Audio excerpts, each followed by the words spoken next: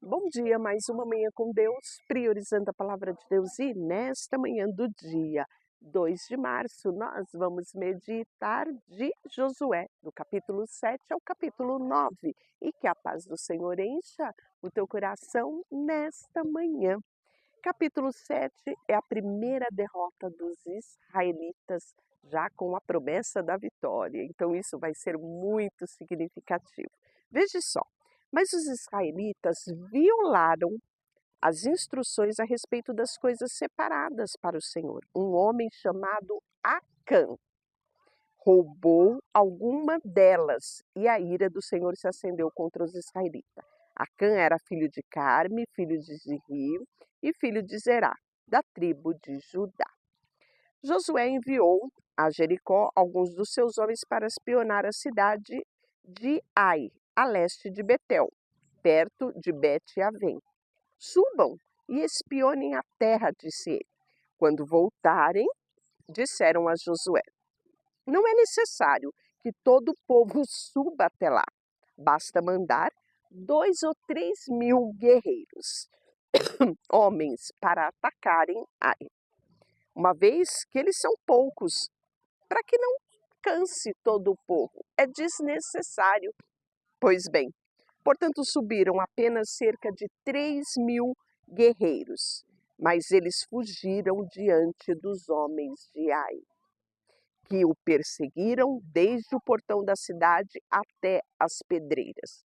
Mataram 36 soldados, dos que se recuaram pela encosta. Com isso, o povo se encheu de medo e perdeu completamente o ânimo. Josué e as autoridades de Israel rasgaram as roupas, jogaram terra sobre a cabeça e prostraram-se com o rosto em chão diante da arca do Senhor até o entardecer.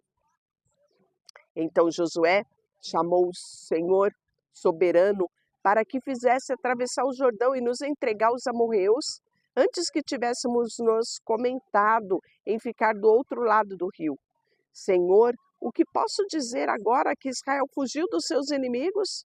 Quando os cananeus, todos os povos que vivem na região souberem o que aconteceu, nos cercarão e apagarão nosso nome da face da terra.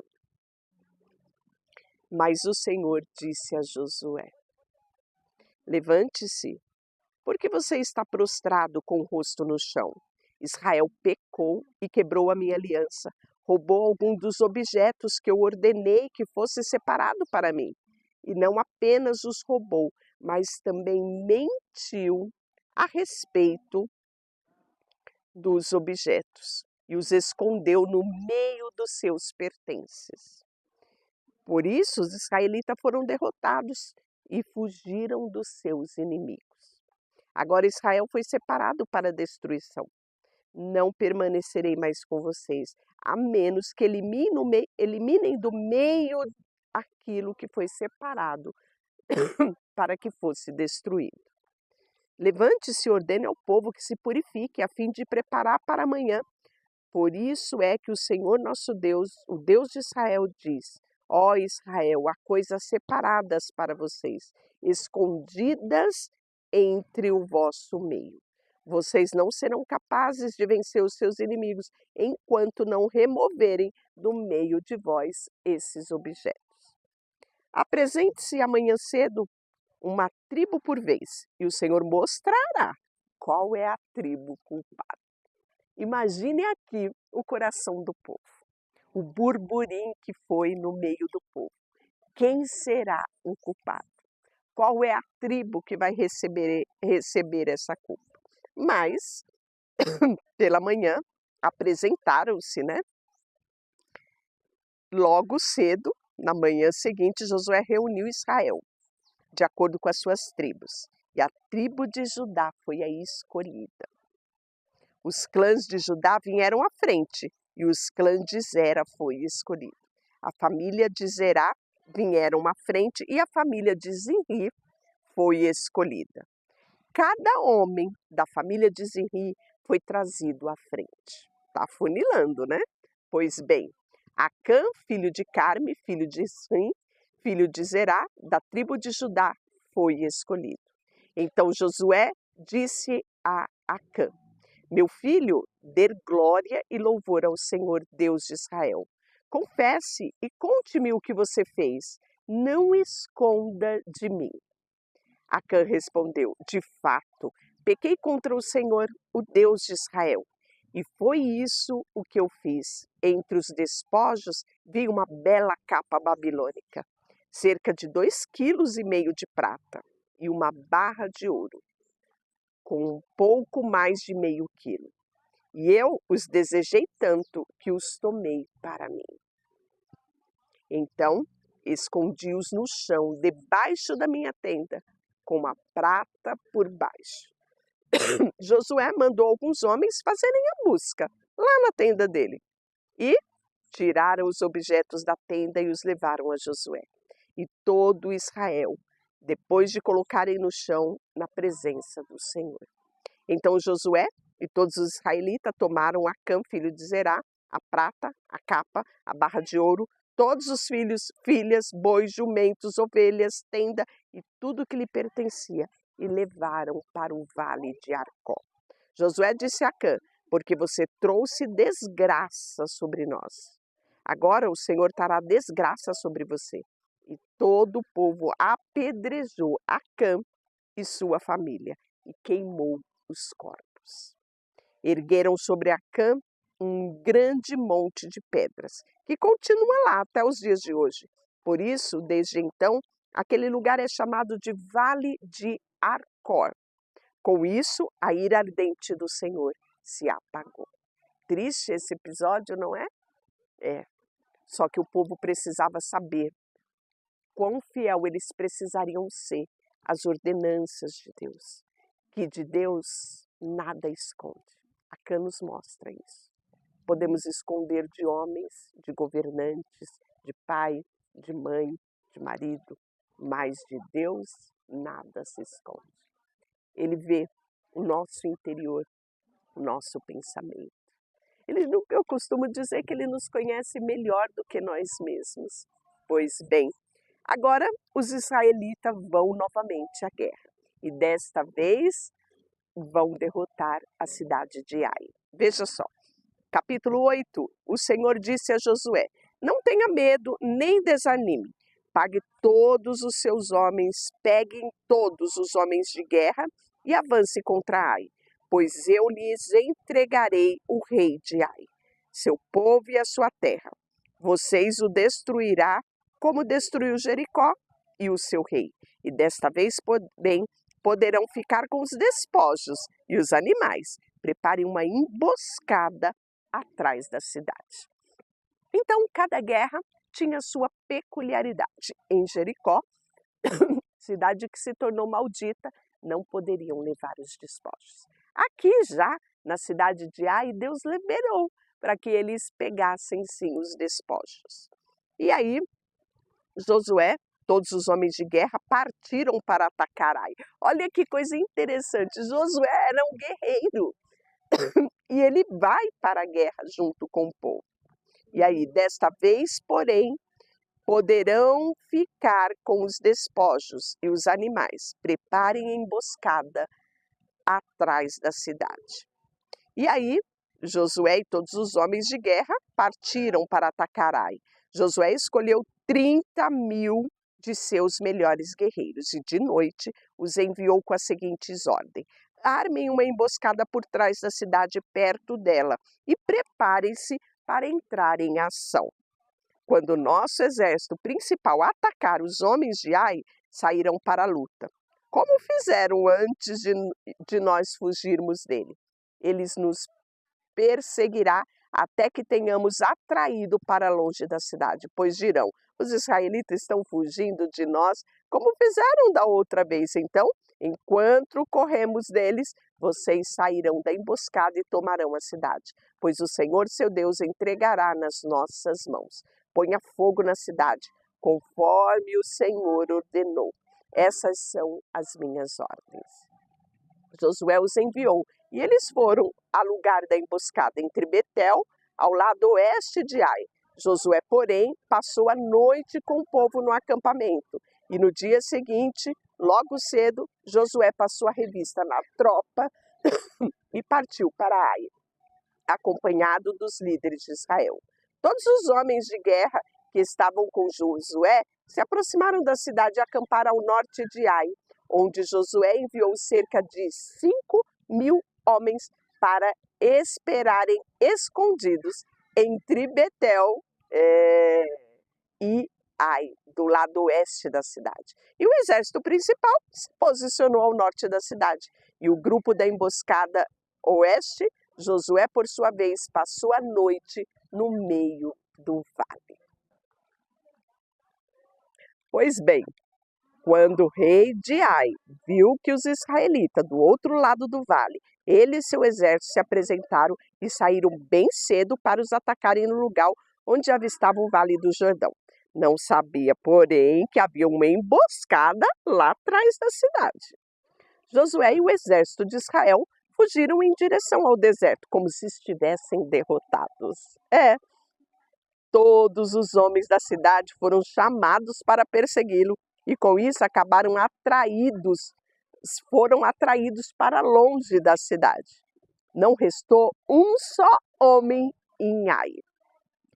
Em Betel, em que perseguiram Israel, e as cidades ficaram totalmente desprotegidas. Pois bem, então o Senhor disse a Josué: aponte para Ai a lança que você tem à mão, pois eu lhe entregarei a cidade. Josué fez conforme ordenou, e assim deu este sinal. E todos os homens da emboscada saíram correndo da posição e invadiram a cidade. Em pouco tempo, eles capturaram e incendiaram toda a cidade de Ai. Quando os homens de Ai olharam para trás, a fumaça da cidade subia ao céu e eles não tinham para onde ir, pois os israelitas que fugiram em direção do deserto voltaram-se contra os perseguidores. Ao perceberem que a emboscada havia sido bem sucedida, a fumaça subia da cidade, Josué e todo o exército de Israel deram meia volta e atacaram os homens de Ai. Enquanto isso, os israelitas que estavam dentro da cidade saíram e atacaram o inimigo na retaguarda. Então não teve escapatória aqui, né? Então, quando os exércitos israelitas terminou de perseguir e matar todos os homens de Ai, no campo aberto, voltou e acabou com o que tinha ficado dentro da cidade. Toda a população de Ai, no total, 12.000 homens e mulheres foram exterminados naquele dia. Porém, Josué manteve sua lança estendida até que todos os moradores de Ai tivessem sido completamente destruídos. Somente os animais, os tesouros da cidade não foram destruídos, pois Israel os tomou como despojo, conforme o Senhor havia ordenado a Josué. Então, Josué pôs fogo na cidade de Ai e ele a tomou, pois sempre uma pilha de ruína no lugar desolado está até o dia de hoje. E Josué enforcou o rei de Ai numa árvore e ali deixou até a tarde. Ao pôr do sol, os israelitas retiraram o corpo da árvore, por ordem de Josué, e o lançaram em frente à porta da cidade. Sobre ele levantaram uma pilha de pedra que permanece até os dias de hoje. E aí nós vamos ver a renovação da aliança do Senhor. Então Josué construiu, sabe aonde? No Monte Ebal, isso mesmo, um altar ao Senhor, o Deus de Israel. Seguiu como a ordem de Moisés, o servo do Senhor, havia escrito no livro da lei: faça um altar de pedras inteiras, em uma forma natural, que não tenha sido trabalhada com ferramentas de ferro sobre o altar, e apresentaram ao Senhor holocaustos e ofertas de paz. Lembra Deuteronômio capítulo 27 e 28? Dos montes Gerizim e Monte Ebal, os montes aonde foram declaradas a bênção e a maldição? Pois bem, é nesse texto que nós vamos meditar no nosso devocional do versículo do dia. Pois bem, continuando aqui, Todo Israel, tanto estrangeiro como israelita de nascimento, junto com os líderes oficiais e juízes, se dividiram em dois grupos. Um grupo ficou em frente ao Monte Gerizim e o outro em frente ao Monte Ebal, igualzinho Moisés tinha determinado por ordem do Senhor. Entre os dois grupos que estavam voltados um para o outro, ficaram os sacerdotes e os levitas, que levaram a Arca da Aliança do Senhor.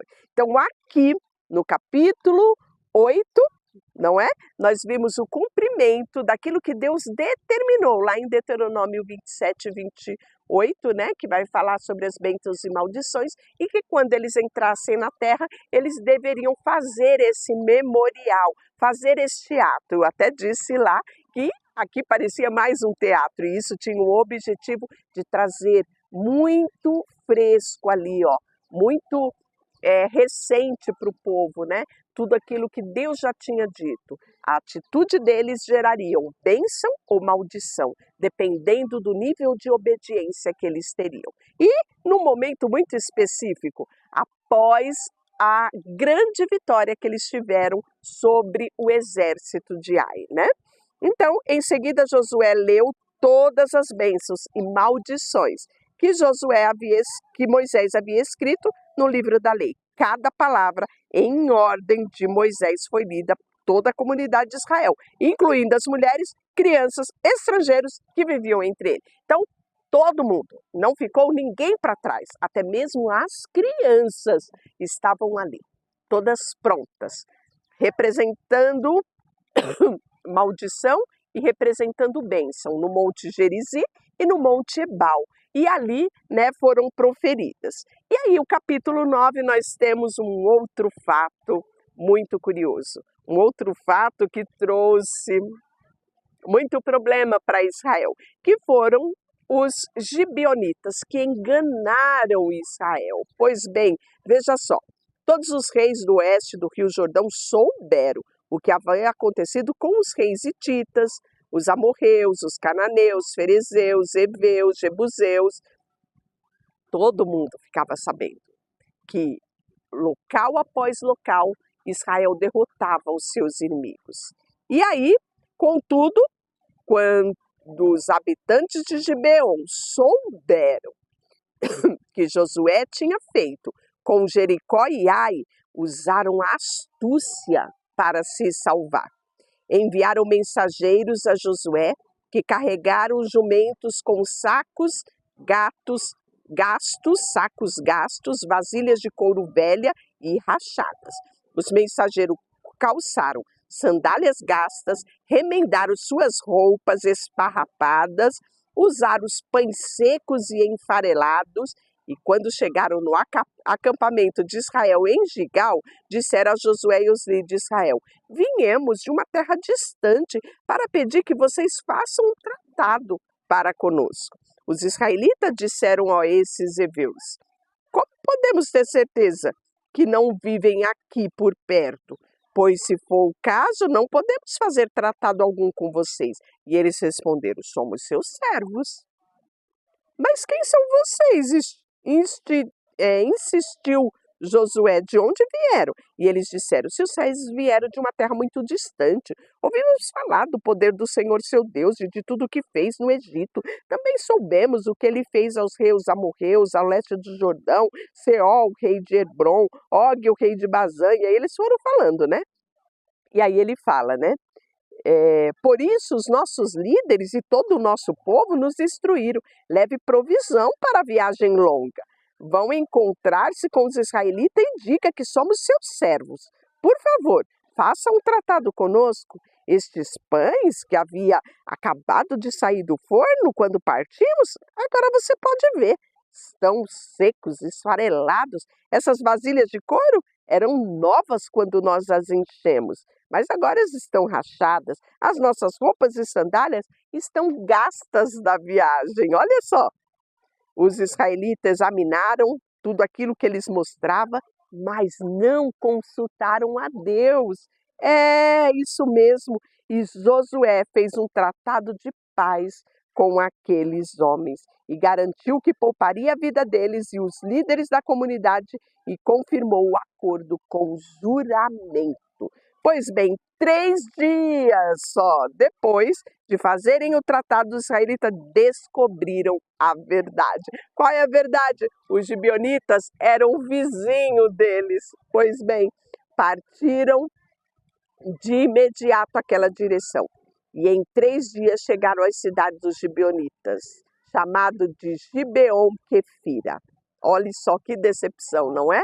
Toda a comunidade se queixou contra os seus líderes por causa do tratado, mas eles responderam: uma vez que fizemos o juramento na presença do Senhor, Deus de Israel, não poderemos tocar neles.